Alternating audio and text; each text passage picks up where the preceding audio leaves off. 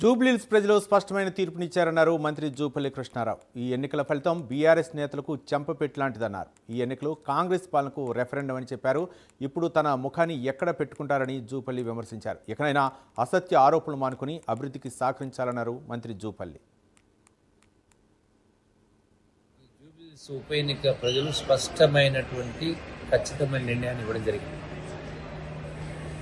గడిచిన ఈ యొక్క 2 మాసాల నుంచి ఈ ఉప ఎన్నిక ప్రచారంలో భాగంగా మొత్తం బీఆర్ఎస్ పార్టీ యంత్రాంగం, ముఖ్యంగా కేటీఆర్ రకరకాల ఆరోపణలు, రకరకాల విమర్శనాత్మకాలు చేసినా కూడా రకరకాల అభ్యర్థి పైన, ముఖ్యమంత్రి రేవంత్ రెడ్డి గారి పైన, ఈ ప్రభుత్వ పనితీరు పైన, తర్వాత గ్యారంటీ కార్డ్స్ అని 2 రకాల బంగారం ఎక్కడ పోయింది, తులం బంగారం చెప్పని 2000 పెన్షన్ ఎక్కడ పోయిందని రకరకాల అభాండాలు ఎన్నేసినా, రకరకాల ఆరోపణలు ఎన్ని చేసినా కూడా ప్రజలు తిప్పికొట్టి స్పష్టమైనటువంటి తీర్పు ఇవ్వడం జరిగింది.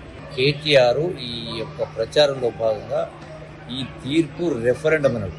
అంటే ఈ ప్రభుత్వ పనితీరు పైన ప్రజలు తీర్పు చెప్పబోతా ఉన్నారని స్పష్టంగా కూడా చెప్పడం జరిగింది. మరి ఇప్పుడు కేటీఆర్ ముఖం ఎక్కడ పెట్టుకుంటాడు? స్పష్టంగా ప్రజలు తీర్పు ఇచ్చింది కదా.